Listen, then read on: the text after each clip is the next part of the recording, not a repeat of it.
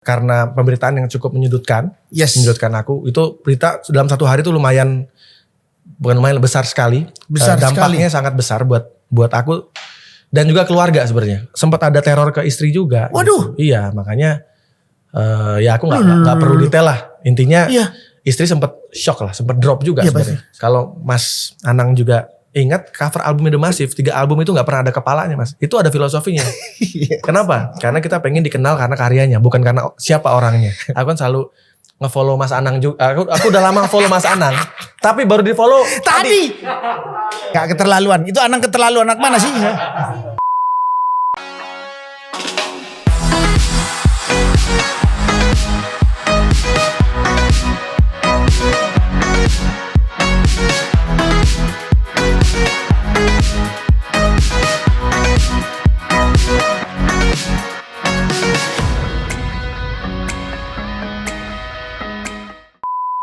Ketemu lagi di podcast Asik, ngobrol-ngobrol yang seru-seru bersama keluarga Asik. Ya, oke. Halo Yan, baik Yan kabarnya? Mas, baik Mas. Alhamdulillah, baik. Salah satu adik industri saya, Rian The Massive, dan salah satu pencipta lagu termasuk paling produktif mulai tahun 2000.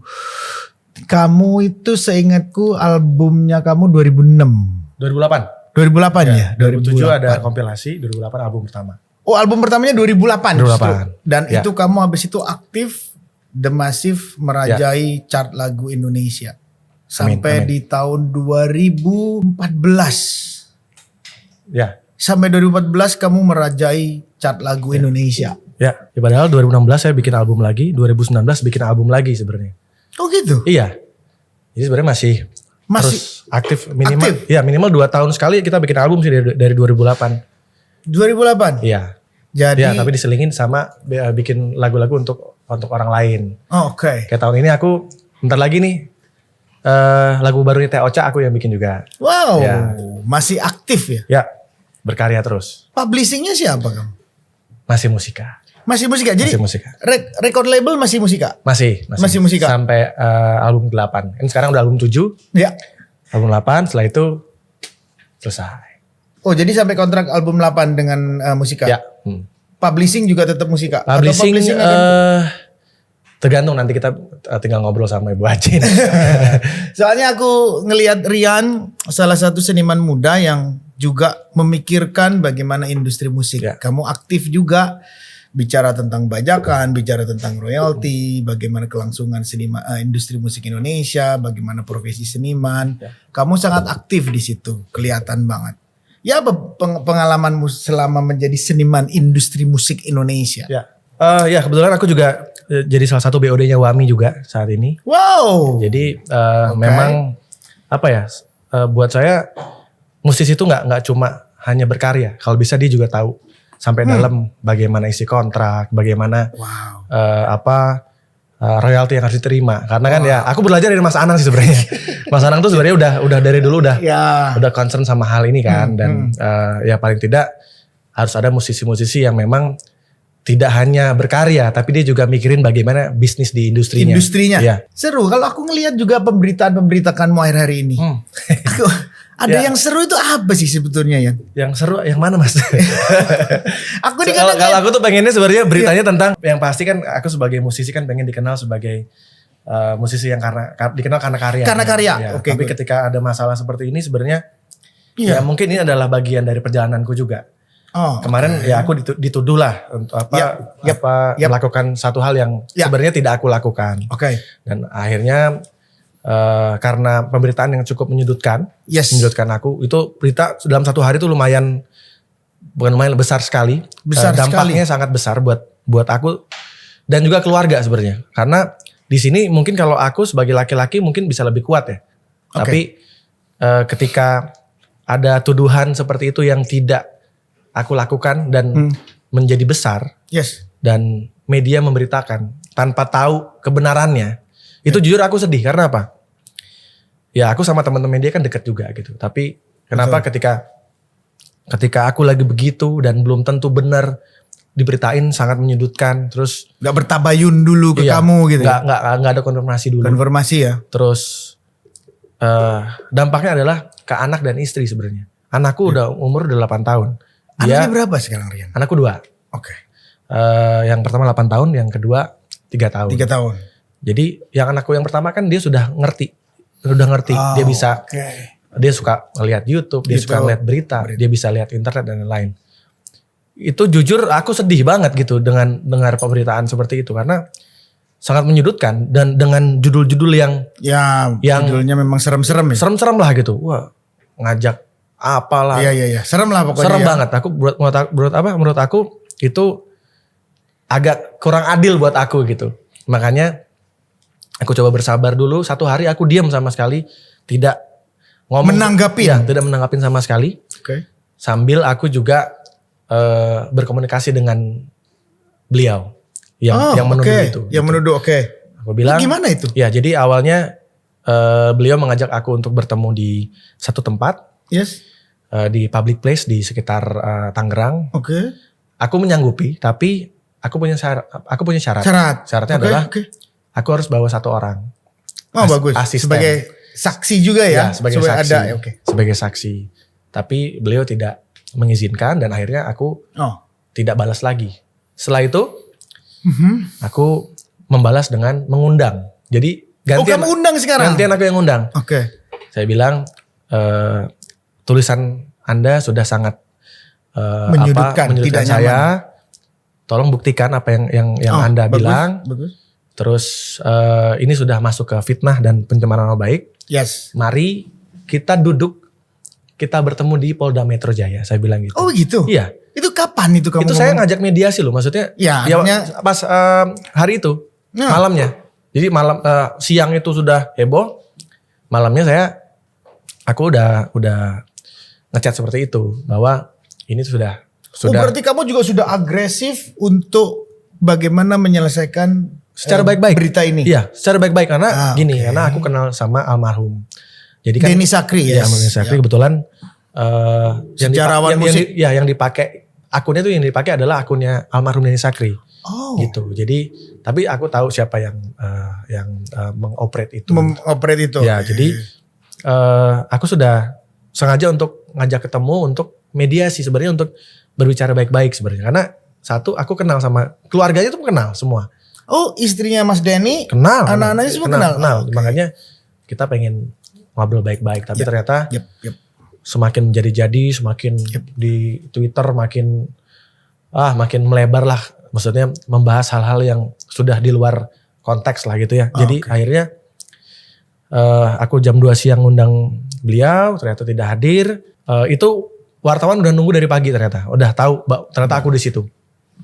Nggak tahu dari pagi atau dari siang, intinya udah lama nunggu. Udah rame ya? Ya udah rame. Jadi Polda Metro ya? Ya aku bilang bahwa semuanya sudah diserahkan ke kuasa hukum dan juga pihak yang berwenang juga. Seorang warga negara kan kita juga punya hak untuk dilindungi secara hukum kan. Betul. Jadi buat aku ini sudah mengganggu ketenanganku. Terutama istri, anak gitu ya? Di sisi lain juga selain aku juga terganggu, walaupun mungkin aku nggak terlalu dampaknya nggak terlalu besar ya, tapi yang berdampak itu adalah yang paling besar adalah istri dan juga anak.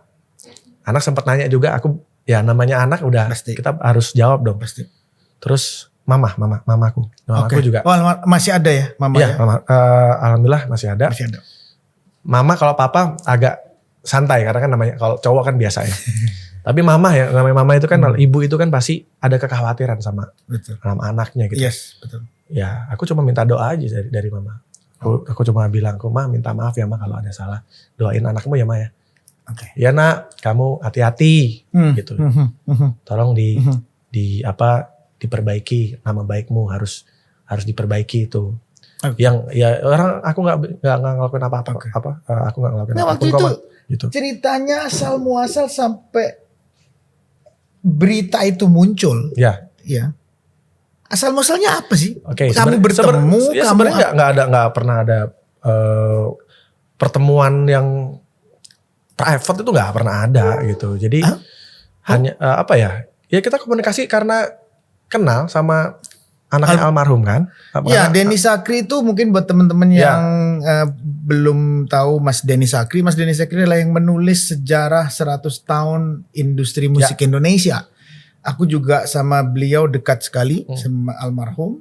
Mas Denny, dan dialah yang menulis sejarah tentang 100 tahun industri musik Indonesia. Kalau mau tahu silakan teman-teman membeli karyanya beliau. Kalau ingin tahu sejarah 100 tahun industri musik Indonesia, dia mencatat dengan baik. Jadi itu adalah salah satu persembahan almarhum yang aku bilang persembahan yang sangat berguna buat perjalanan industri musik Indonesia. Buat teman-teman milenial hari ini, silakan membaca itu karya. Beliau sangat peduli sama pendokumentasian sejarah musik Indonesia. Betul. Jadi dekat dengan almarhum, dekat dengan istrinya berarti. Ya kenal. Sama istri. Dekat ya. Iya, artinya kenal dengan Mbak, berarti betul. Dengan anaknya juga. Ya kenal juga. Itu sampai timbul berita itu. Nah itu dia, aku juga bingung. Ya ini adalah hal yang harus aku hadapi aja sih Mas. Okay. Jadi ya aku merasa tidak melakukan itu. Jadi karena ini sudah sangat mengganggu sampai ke keluarga ya. Berarti kamu udah mendetilkan, menjelaskan cerita semua mulai asal muasal sampai berita ini muncul. Kalau aku hanya yang aku highlight adalah tentang pencemaran nama baik aja sih. Oh, pencemaran nama baiknya. Ya, jadi di situ memang kan sudah jelas ya di Twitter kan ada bahwa Rian gini dan semua di retweet sama banyak orang. Bahkan sampai jadi pemberitaan, jadi semuanya. Ya, kamu high profile. Kalau dari pikirannya aku ngeliat bahwa ya Rian The Massive, siapa yang nggak tahu di Republik ini dengan karya-karya kamu, pasti itu menjadi hal yang cukup menarik. Kan pasti yang timbul hari ini di banyak benak masyarakat, karena ini mungkin mudah-mudahan menjadi teman-teman mau pingin tahu juga. Aku coba mempertanyaan, tapi kalau kamu mau jawab juga silakan, kalau nggak masalah. Adalah kalau kamu memasalahkan di pencemaran nama baik saja, itu kan menimbulkan pertanyaan. Dan fitnah juga. Iya, dan fitnah juga. Kan menimbulkan pertanyaan lanjutan. Pertanyaan lanjutnya kan jadi muncul bahwa, iya kok sampai ada begini, kamu ketemu, kamu ngapain? Berkegiatan apa? Makanya berkegiatan apa sih sebetulnya sampai muncul ini gitu? Ya karena nggak ngapain, makanya aku melakukan pembelaan untuk melaporkan ke polisi karena ini sudah sangat mengganggunya sampai ke bahkan sempat ada teror ke istri juga. Waduh. Gitu. Iya, makanya ya aku nggak perlu detail lah. Intinya istri sempat shock lah, sempat drop juga sebenarnya. Secara kondisi, jujur istri sempat sakit. Nah sekarang ini baru mulai baru mulai agak membaik lah. Jadi sebenarnya yang perlu dijaga adalah sebenarnya istriku di rumah. Karena apa? Aku harus bisa menjaga perasaan dia kan. Betul. Dan dia yang paling mungkin kalau misalnya aku benar-benar melakukan ini ya, dia yang paling terpukul pasti kan. Pasti. Terus aku bilang ke istriku, "Ma, jangan apapun yang terjadi jangan tinggalin aku ya." Karena ya aku nggak bisa gimana. Aku nggak bisa. Ya kan aku kuatkan karena supportnya istri dan anakku kan, keluarga kan. Jadi ya alhamdulillah istri akhirnya sangat support dia. Kamu menjelaskan dong kepada istri dengan detail. Iya, ada di belakangku dia sekarang dan ya alhamdulillah kita bisa tetap ketawa-tawa, kita bisa dan setelah itu aku sempat mengupload foto berempat juga sama anakku. Jadi ya aku bilang bahwa kamu baik-baik. Ya, aku baik-baik. Seluruh keluarga mendukung. Betul, dan ya ketulusan nggak perlu dibutuhkan dengan perkataan. Iya, betul. Karena ya buat aku keluarga itu ya adalah orang-orang yang tulus. Dia nggak pernah pamrih kan. Selalu melakukan hal yang. Cuman kan kalau sudah masuk ke ranah hukum, ini kan yang menjadi menarik ya. Padahal kamu sendiri sudah mengajak bicara baik-baik, apapun semua dilakukan dengan musyawarah mufakat, istilahnya sudah mengajak begitu. Ini kalau sudah diserahkan hukum kan menjadi bisa tergantung. Pasti kan yang dipanggil pasti nanti. Jadi memang tergantung juga. Jadi gini, kalau dari kepolisian tetap yang diutamakan adalah kekeluargaan. Jadi apapun, aku jujur Mas, aku tuh berbuat jahat sama orang tuh nggak pernah gitu. Jadi ketika aku dijahatin tuh aku jadinya mikir, ya aku harus punya tindakan juga gitu. Dasarnya matiin nyamuk aja aku nggak tega gitu. Apalagi orang, apalagi banget apalagi manusia ya. Jadi ya aku tetap kalaupun memang ada hal yang bisa diobrolin baik-baik, kenapa enggak ya? Kenapa enggak? Gitu. Tapi bahwa penempuhan sampai ke jalur hukum akhirnya karena memang mengalami hal yang tidak mudah untuk mencapai kata musyawarah mufakat ataupun pembicaraan kekeluargaan tidak menemukannya. Ya tetap nanti ketika naik ke step yang lebih selanjutnya tinggi lagi pasti dianjurkan untuk ngobrol sebenarnya gitu. Oke. Berarti ini cobaan lumayan berat dong kalau gitu Yan ya. Dalam perjalanan karir kamu 2003 salah satu yang, lahirnya The Massive. Karena kan kita terbiasa untuk apa ya?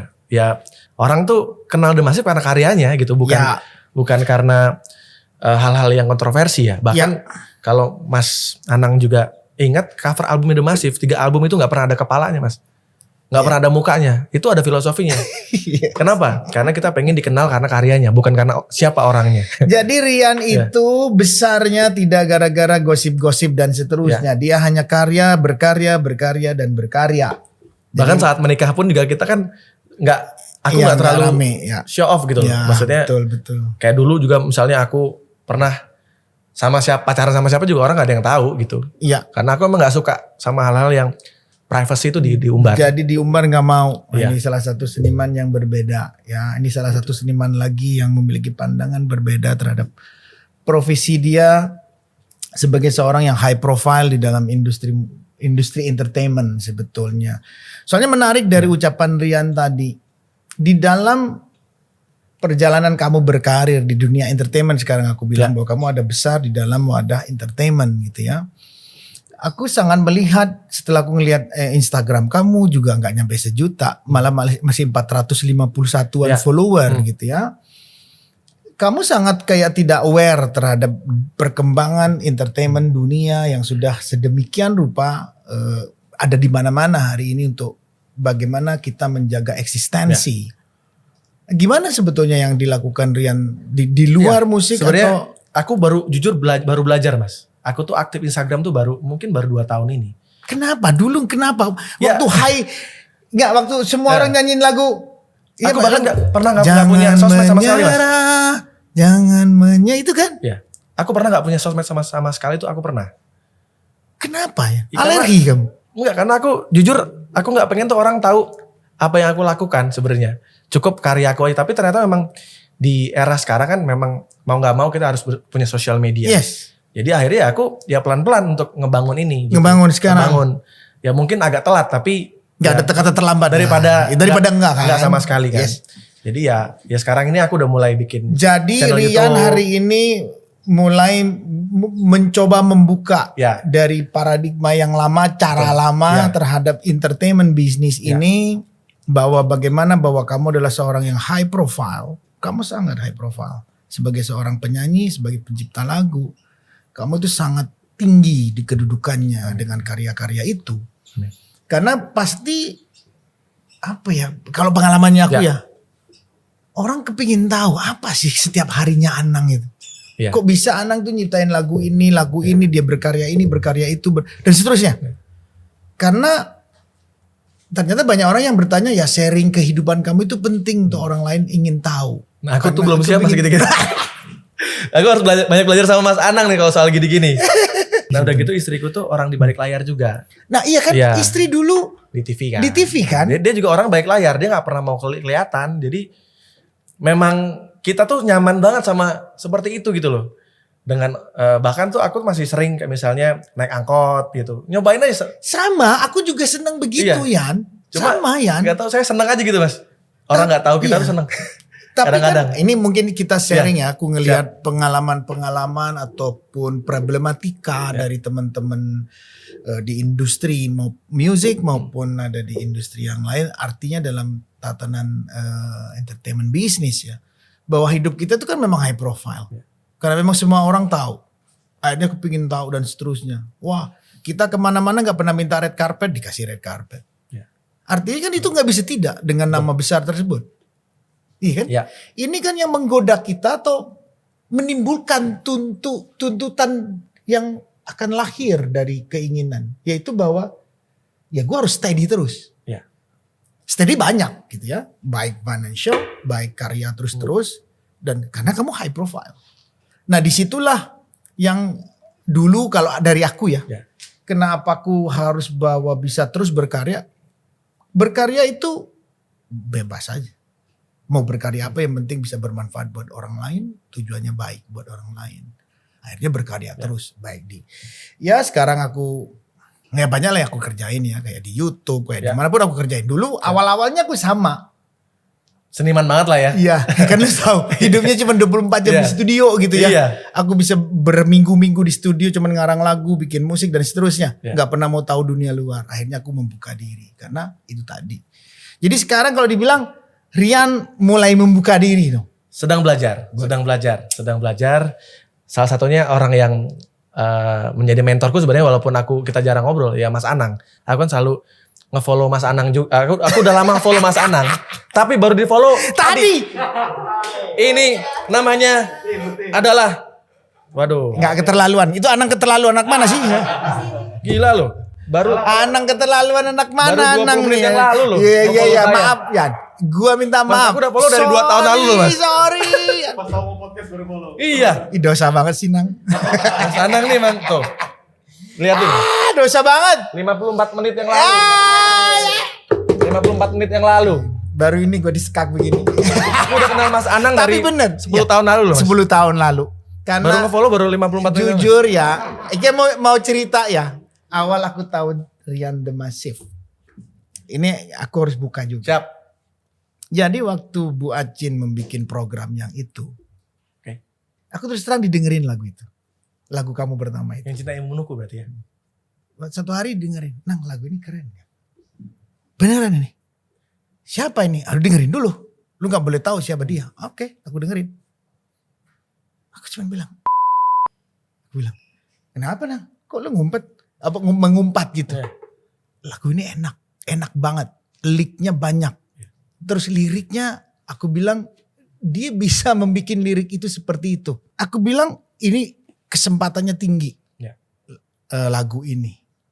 Masa Nang? Iya. Aku sih berani bertaruh. Lagu ini akan. Mas Anang sempat punya feeling kayak gitu. Punya feeling itu. Karena ya memang mungkin di era itu ya.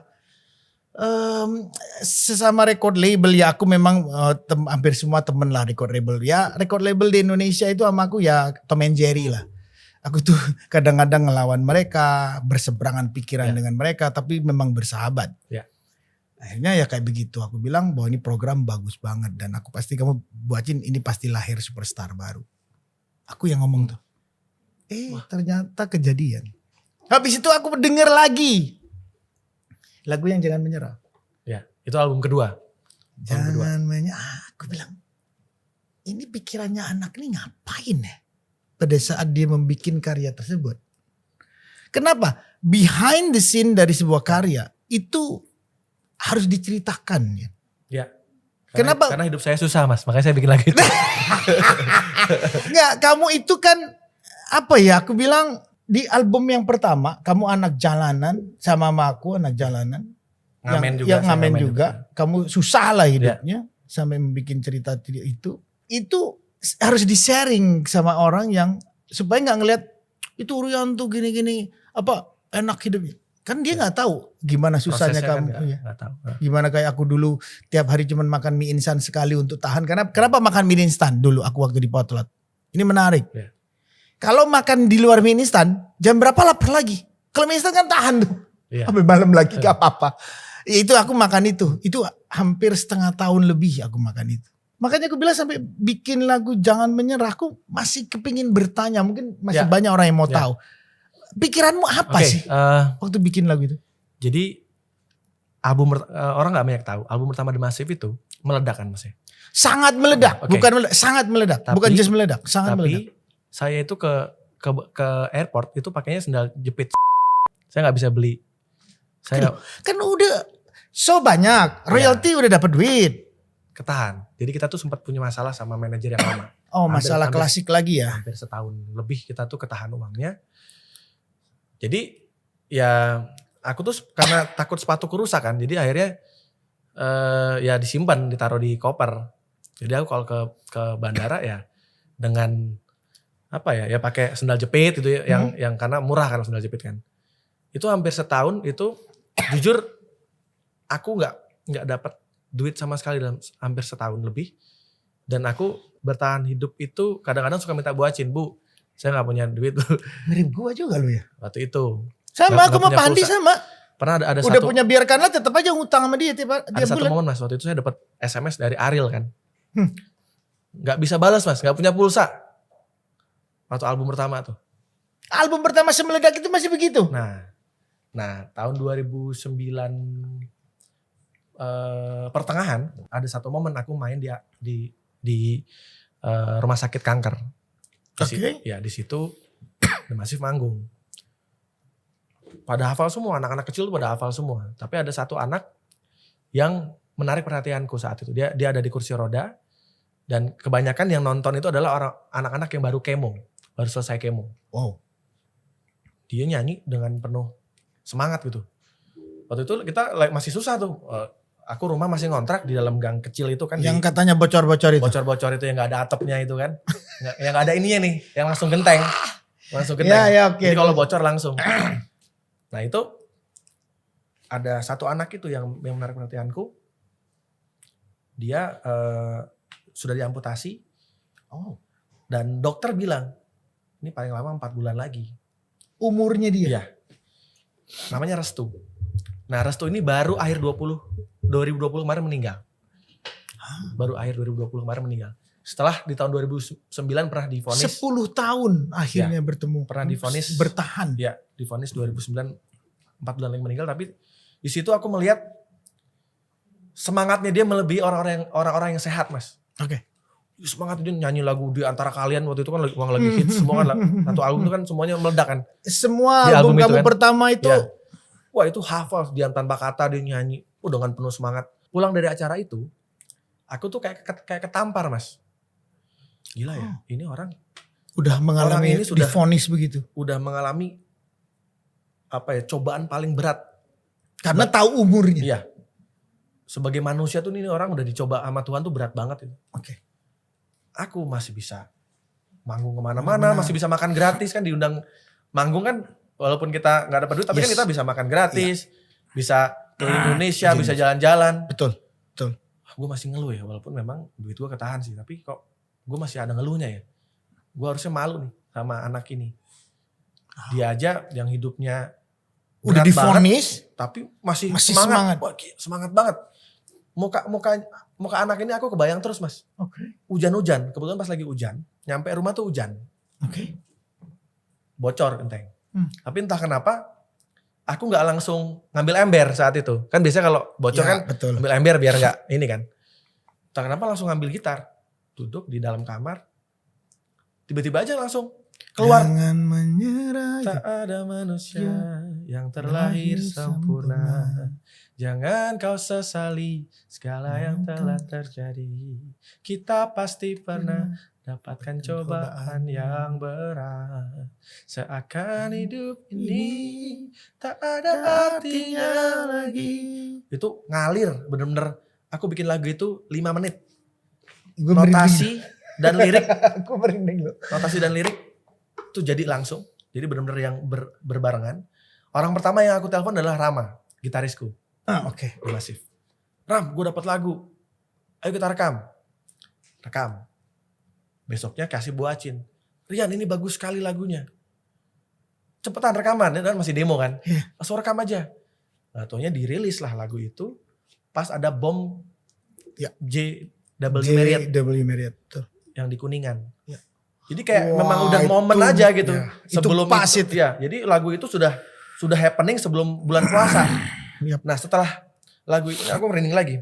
Setelah lagu itu hits, di bulan puasa makin terus kan diputar itu terus kan. Parah itu. Semua di mall nyanyiin lagu itu. Fenomenanya juga luar biasa karena apa? Lagu itu lintas agama. Betul. Jadi tidak hanya orang-orang agama tertentu aja. Enggak. Jadi lagu itu benar-benar banyak banget fenomena lagu itu. Jadi ya itu menurut aku emang itu udah anugerah Tuhan sih lagu itu ya. Turun langsung gitu. Ya, makanya kalau ngelihat behind the scene-nya tadi. Jadi itu lagu behind the scene dari lagu Jangan Menyerah kan.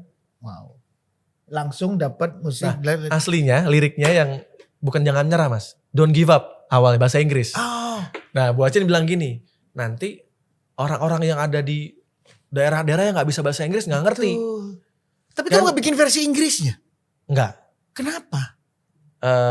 Belum tahu. Itu published by Musika? Musika. Published by Musika? Musika. Kalau aku yang nyanyiin nama Ashanti jadi bahasa Inggris boleh gak? Bebas. Kan bebas, boleh Mas. Boleh lah. Menarik nih. Kalau Mas Anang minta, masa gak boleh? Ini aku mau nyanyi bareng soalnya aku mesti mau satu keluarga. Jangan menyerah. Itu enggak, lagu itu sangat menginspirasi banyak orang di Indonesia. Dan artinya momen sekarang lagi pas banget juga kan. Dan momen hari ini momen yang sangat tepat untuk menginspirasi, membangkitkan semangat di tengah yang kita tidak bisa meramalkan lagi pandemi ini akan selesai kapan, tidak ada yang tahu. Ya.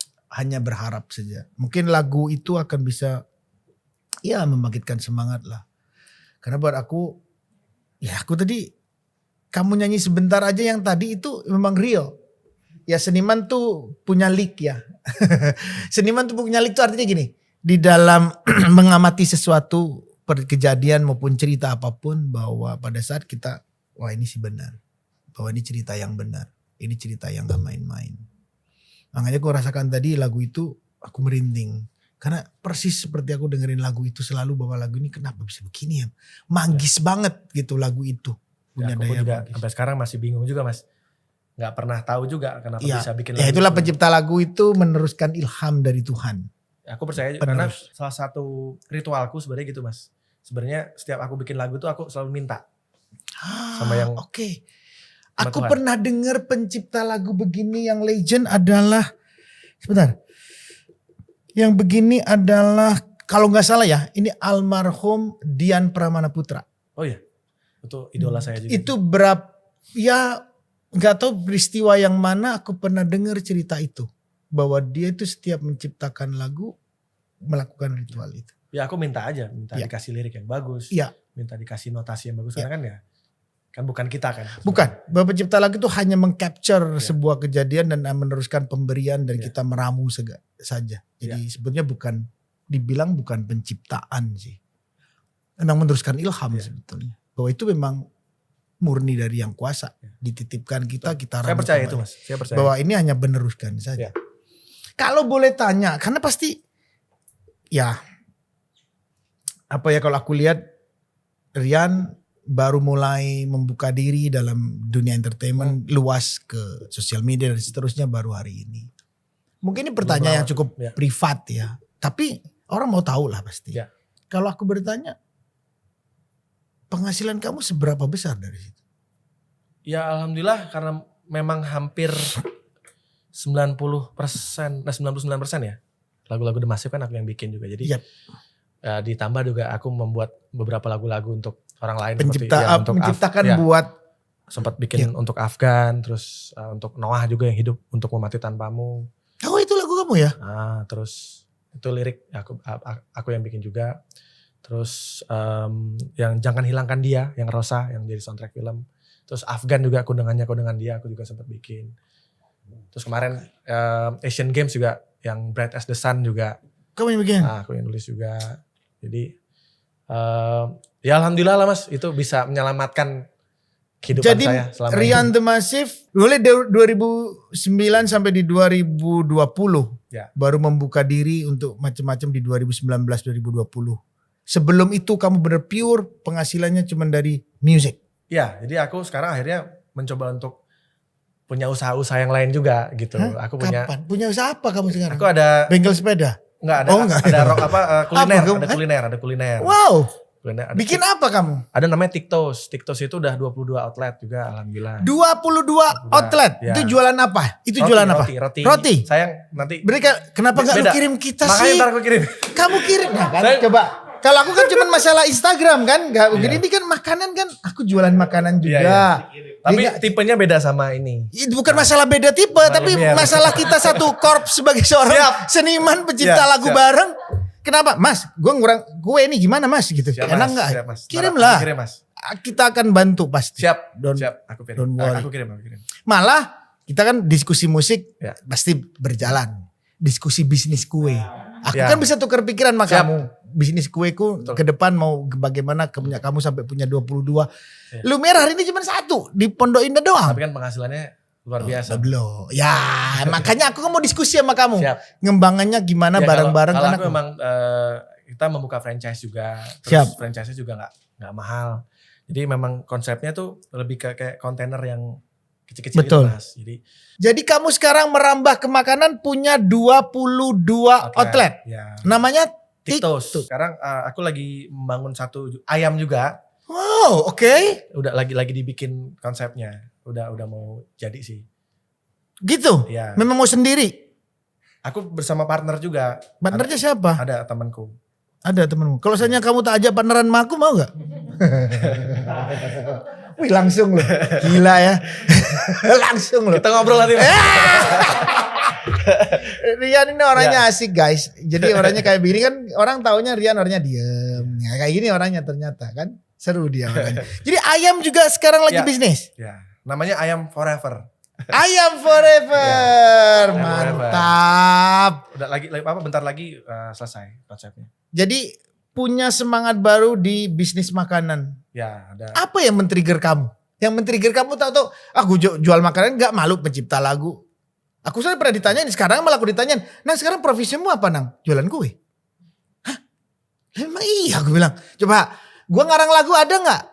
"Enggak." "Iya, cuman terakhir aja waktu pernikahan Orel. Aku ngarang lagu itu sama Asanti nyanyi. Ya sekarang gue ngulin enggak juga. Terus kegiatan sehari apa, Pak?" "Jualan kue," gue bilang. "Ini jualan ini."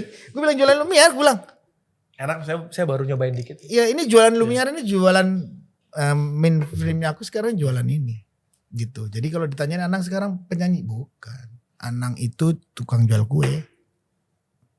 Aku bilang gak apa-apa Nang. "Kenapa emang?" "Gak apa-apa," aku bilang.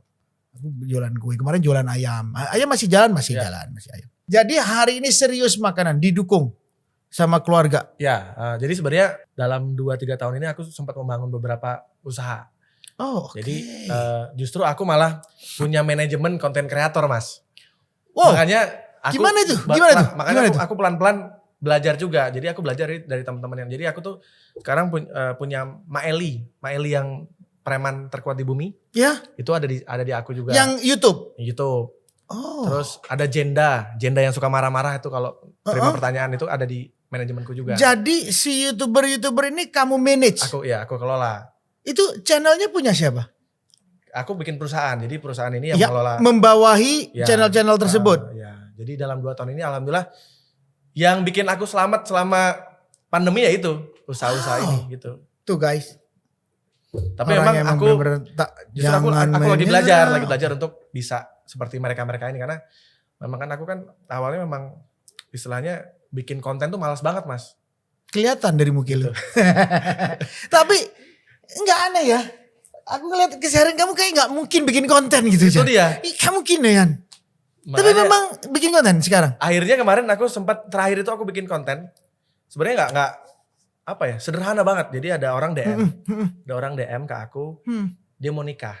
Dia punya mimpi, pengen aku datang ke nikahannya. Oh. Aku lihat, aku nggak baca DM-nya, jadi memang sengaja. Kan kalau nggak di-accept kan nggak ketahuan kalau udah dibaca kan. Undangannya di Cengkareng nih, deket nih, Jakarta Barat kan. Udah, gue datengin.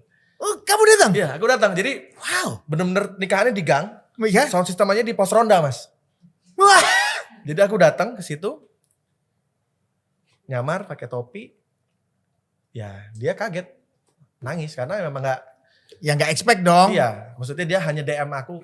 Ternyata beneran kamu datang. Ini berarti kamu permintaannya dari dalam hati, makanya bikin aku tergerak hatinya untuk. Kamu bikin konten itu, kamu shoot? Aku shoot. Dimasukin ke YouTube-nya kamu apa? Rian Eki Pradipta, nama panjang. Rian Eki Pradipta. Aku akan lihat. Ya, udah 500.000 ya? Kemarin baru 5 hari ya kalau salah. Wow. Lumayan lah gitu. Bagus 5 hari 500.000 bagus. Bagus dong. Ya, jadi ya sekarang lagi mencoba untuk ternyata memang kayaknya konten-konten seperti itu orang banyak disenangin. Suka. Gitu. Tapi apapun juga niatanmu bahwa ya fansku mungkin kepingin aku udahlah nyenengin fans lah ya. Aku ngalir aja Mas. Aku bikin YouTube itu juga bukan nyari uang sebenarnya kalau aku ya. Aku pengen bisa mendokumentasikan apa yang aku lakukan. Karena, tapi kalau dapat duit ya alhamdulillah. Gitu. Kalau bisa gede gitu kan. Iya alhamdulillah juga. Tapi niatnya enggak itu. Jadi aku pengen nanti ini jadi satu hal yang legasiku untuk 50 tahun lagi, 30 tahun lagi. Mendokumentasikan kegiatanmu. Misalnya saat rekaman. Ya. Kan kita kan kekurangan orang Indonesia itu adalah pendokumentasian Dokumentasi sejarah. betul, penyakit kita. Sayangnya contoh misalnya Kus Plus, Krisye, Ya. hampir tidak ada saat dia rekaman tuh nggak ada. Jadi itu yang aku sebenarnya. Jadi lebih ke situ ya. Iya, Konsepnya kamu bahwa jadi dasarnya Rian nih guys masuk ke dunia YouTube adalah mendokumentasikan kehidupannya untuk menjadi legacy untuk keluarganya. Dan kemudian hari ya, di kemudian hari. untuk di masa depan juga. Iya karena ya aku rasa itu hal yang sangat cita-cita yang cukup bagus dan bukan bagus banget, malah kita juga sama bahwa The Hermansyah pun sama ceritanya seperti itu. Tapi istri mau nggak di-shoot ceritanya? Nah ini dia nih agak susah nih istriku Mas. Dia kan orang di balik layar. Iya. Dia tuh susah banget untuk di-shoot. Nggak di waktu di TV istri apa ya profesi? Dia produser kan? ya. Berarti memproduserin kamu semua karyamu sekarang yang YouTube dia dong? Enggak juga. Kayak ikut juga? Enggak, dia hanya ngasih masukan-masukan. Oh masukan aja? Dia ikut bantu beberapa usahaku juga kan. Manage juga. Jadi ikut manage ya. Jadi memang dia lebih suka di balik layar memang. Di belakang layar. Wow. Kalau lihat ceritanya Rian di tengah praharanya hari ini. Tapi aku rasa penyelesaiannya sudah ikut hal yang cukup baik. Dia lakukan dengan cukup baik. Cuman apapun kejadiannya. Kita lihat perjalanannya, tapi Rian kita lihat sendiri tadi sejarah-sejarahnya. Dia menceritakan dengan lugas dan luar biasa. Tulus banget, orangnya tulus banget. Ya emang pencipta lagu sih. Aku sebenarnya pengen dengerin single barunya The Massive sebenarnya. Aku dengerin ntar lagi. Nanti ya. Jadi aku dengerin pasti aku dengerin. Siap. Jadi sekarang sudah mantep akan jadi bikin YouTube terus. Mantep juga mengembangkan. Mudah-mudahan saya bisa konsisten. Oke. Enggak, memang kalau kamu cita-citanya tadi adalah mendokumentasikan perjalanan mesti akan konsisten. Amin. Perkara dapat duit alhamdulillah, nggak dapat ya kok nemen gitu ya. Gak dapat ya. Iya kok kurang nemen ajar. gitu ya. Iya ya itu masuk akal jadi bagus banget. Jadi itulah guys Rian The Massive. Aku salah satu orang yang merasa terbangga dan terhormat banget aku bisa ngajak dia berpodcast Ria hari ini di sini. Terima kasih Mas karena undangannya Mas. aku melihat perjalanan karir dia sebagai pencipta lagu dan penyanyi salah satu band dia itu sangat memberikan benang merah yang kuat mulai tahun 2000 terhadap industri musik pop Indonesia. Amin. Karena karya-karyanya memang ada di puncak tangga lagu Indonesia panjang sekali hampir 10 tahun. Bahwa karya The Massive dan Rian itu ada di puncak tangga lagu Indonesia. Kalau mungkin YouTube, Instagram itu di zaman kamu itu udah di atas ata aku rasa. Jadi karena karya kamu dinikmatin udah mungkin separuh Republik ini udah tahu. Jadi tahun 2008 sampai 2009 tuh aku sempat bikin Twitter Mas. Oke, itu terus? udah hampir 400.000 zaman dulu. Wow. Dan aku termasuk yang paling banyak saat itu. Iya terus? Aku matiin. Karena aku nggak kuat aja. Banyak yang malas matiin Terus ngulang lagi, beda lagi kan zamannya. Iya kan? beda lagi. Jadi lebih berat lagi. Gitu. Berat Tapi ya udah mungkin ya.